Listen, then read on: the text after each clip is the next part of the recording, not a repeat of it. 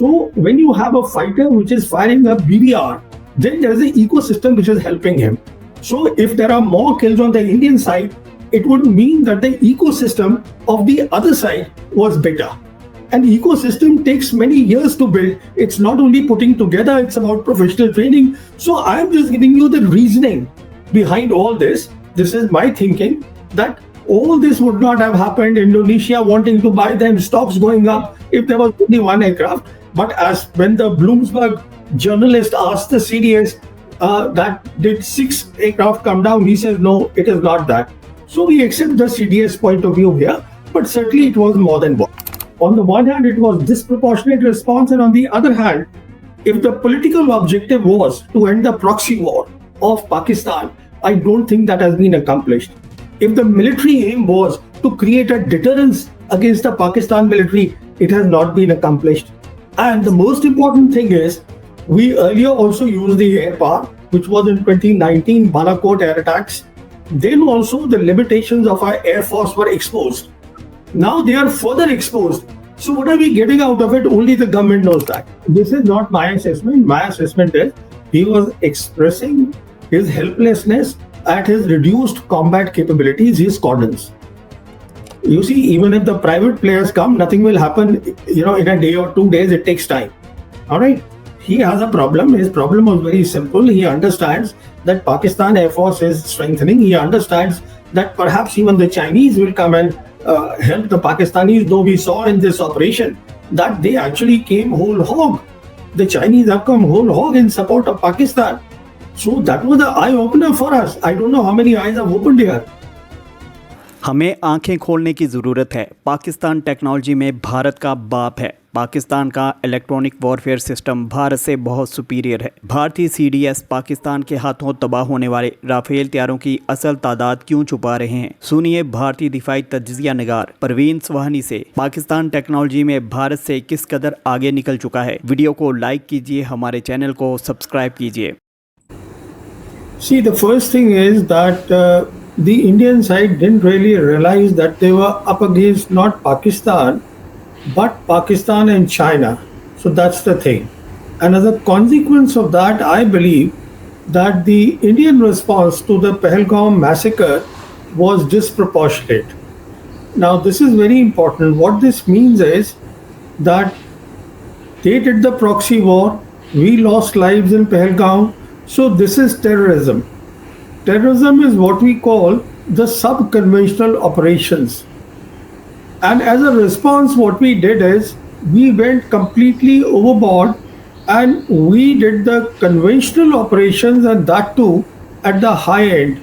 Because when you use air power, and especially between India and Pakistan in the next war, air power will be the leading element of war. So the second point that I want to make is disproportionate is very important, because to their terrorism we responded with the high end of conventional war. So people around the world understand all these things. That's the second point. The third point is that there is no doubt about it that in the air war, as far as this combination was concerned of China and Pakistan in terms of weapon systems, their J-10 and the PL-15 missile, it did a very good job. And this is perhaps the reason that the Chief of Defence Staff, General Anil Chauhan, hesitates to give out the numbers of the aircraft which have been shot down. You see, when he spoke to the Bloomberg journalist, he says, I don't want to put the number, conceding that yes, aircraft have gone down. You see, so if it was only one aircraft, he would have conceded it. So, but we have to also see what has happened is it could not have been this one aircraft. Allow me to interrupt you. In your view, which means that there are more than one fighter jets or aircrafts which were downed by the combined power of China and Pakistan. Yes, because I'll give you the reasons for that. The reason is, if it was only, and in my assessment, this combination did very well of J-10 and PL-15, which is the reason that today Indonesia also is considering seriously of buying the J-10.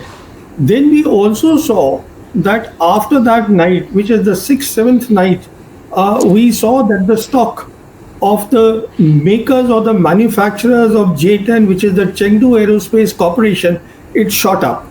Now, all these things don't happen if there is only one aircraft which has come down.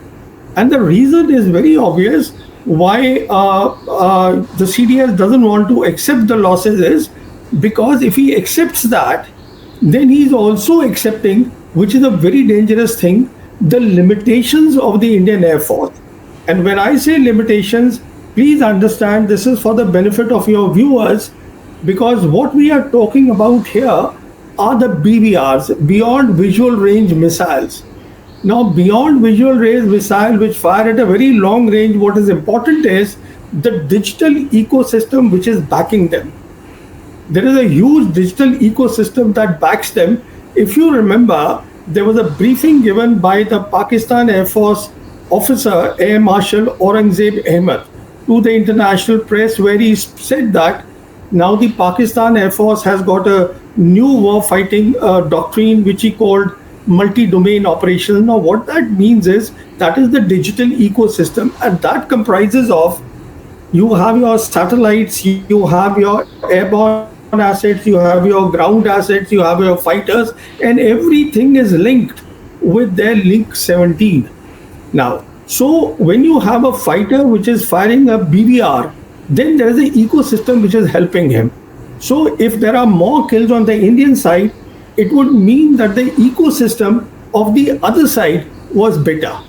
An ecosystem takes many years to build. It's not only putting together, it's about professional training. So I'm just giving you the reasoning behind all this. This is my thinking that all this would not have happened. Indonesia wanting to buy them, stocks going up if there was only one aircraft.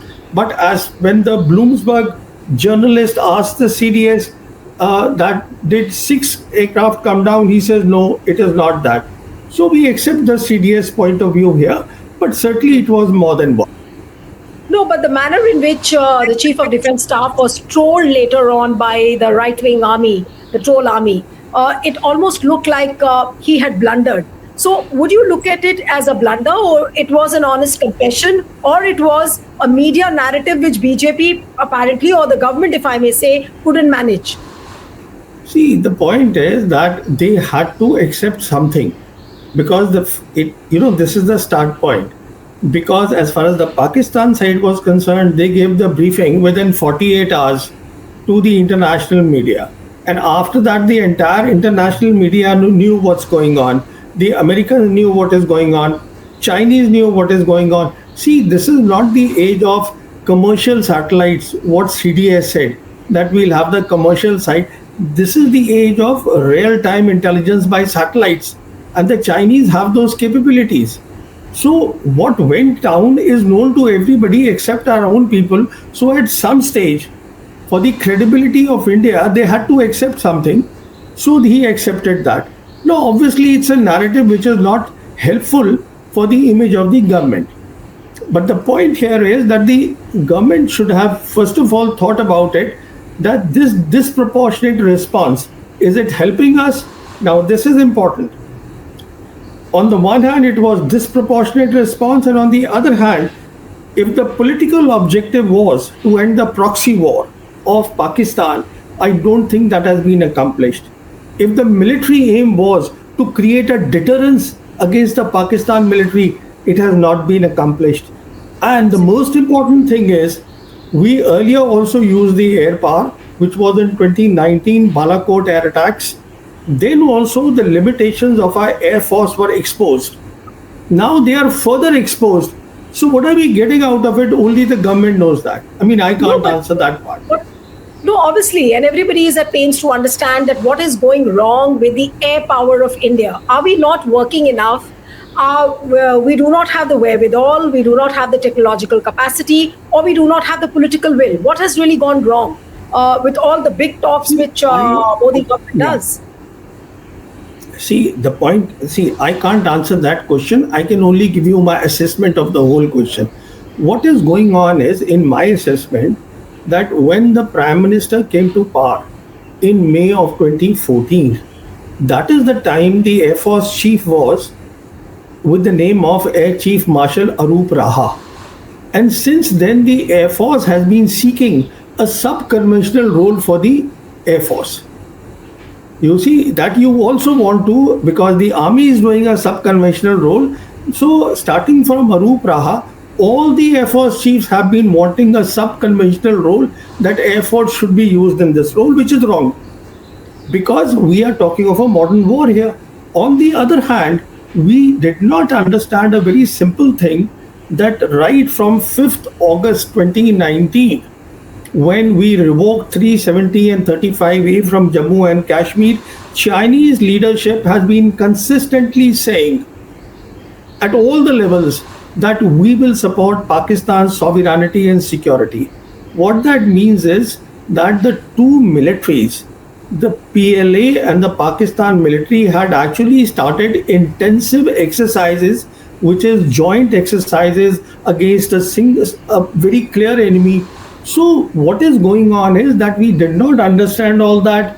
We wanted a role at the lower end. Now, all these things, when you want to fight a modern war, it is not about only weapon systems.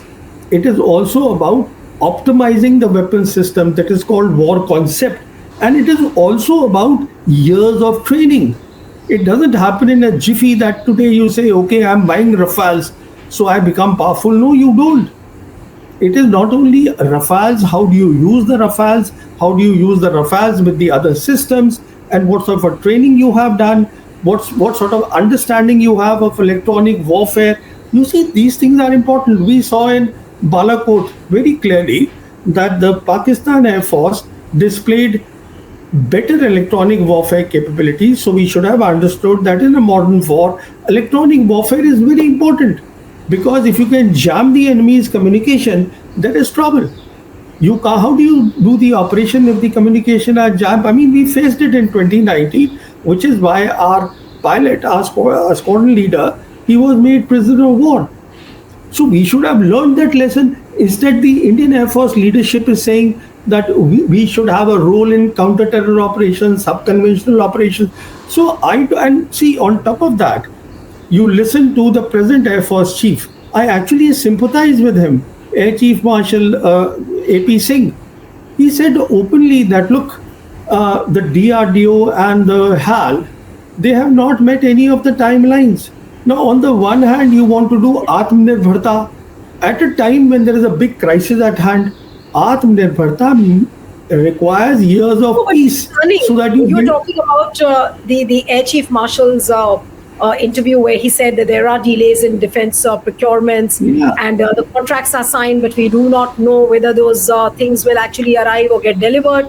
But many people say that, there was a hidden meaning why he said this, and it was very carefully and smartly calculated when he made that statement, so that the private players get an entry and DRDO and HAL get phased out. Now, do you see a plot over there when he made this statement? Because why I asked you this question was because you said that you are sympathetic towards Amarpreet